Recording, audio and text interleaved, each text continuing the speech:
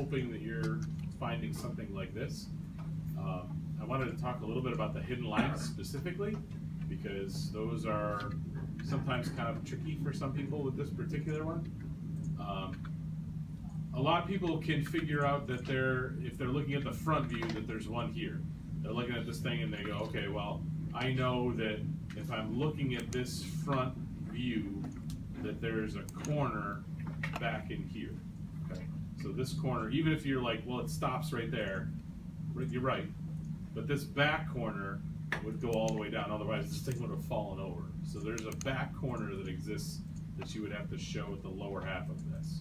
Okay, the top part lines up directly with the object line. What's up, people? I think you're wrong with the top view. Yeah. Because if you Did I spin it? If you rotate it, it's just gonna stay the same. It's flipped. It's just gonna stay the same. Yep, you're right. Good catch. Yeah. Yeah. That was a test, right? No. It's a product of rushing to get this done. I think you catch us.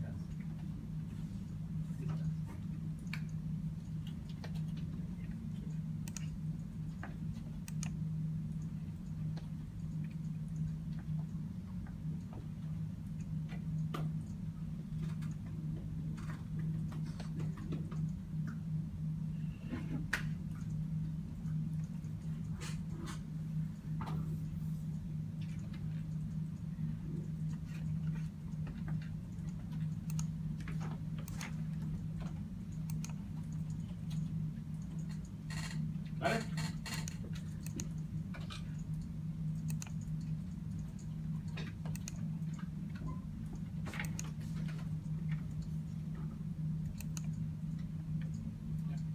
Better.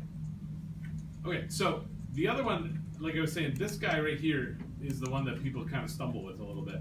So in the right side view, this hidden line actually represents this back corner right here, that guy. So it would be projected right through this face right there. So that one's a little less obvious because it is, this back corner that kind of shot back a little bit. But it should look something like this revised edition. I hope. Did anybody not get anything like that? Yeah. What if I have the extra dimension on the right side view of my phone? If you have the dimension here for the top, you could, if you push these here, you have these in the front. Yeah, no, I have those there too, but I'm saying So you crossed, did you cross up a dimension then? No. Just the one I'm talking about.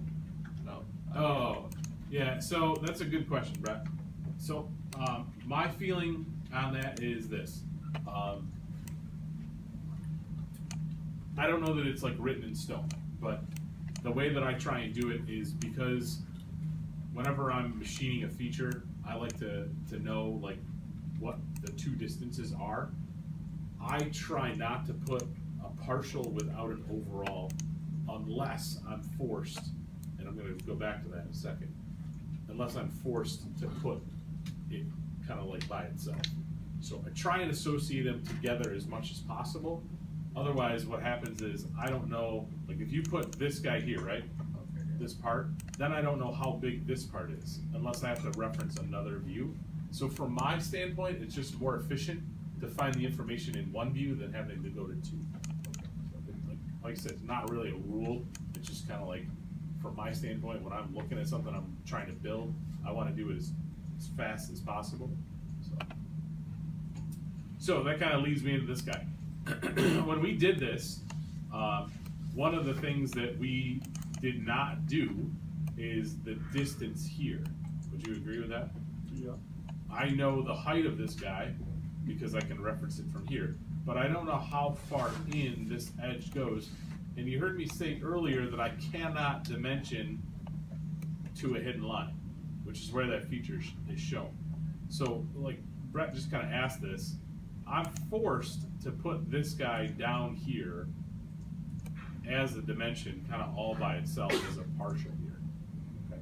So that is an unusual situation, but in that particular case, I would put this guy in all by itself and not associate it to an overall. Because the overall, if I did it again, would create a redundancy. What about right? the whole So, border? huh? What about the whole border thing that you're talking about? Right. It violates, yeah, I mean, in some cases, you really don't have a great, and that's, the dimension rules, the way they kinda go is they're guidelines, right? The way most people say dimension guidelines state, blah, blah, blah.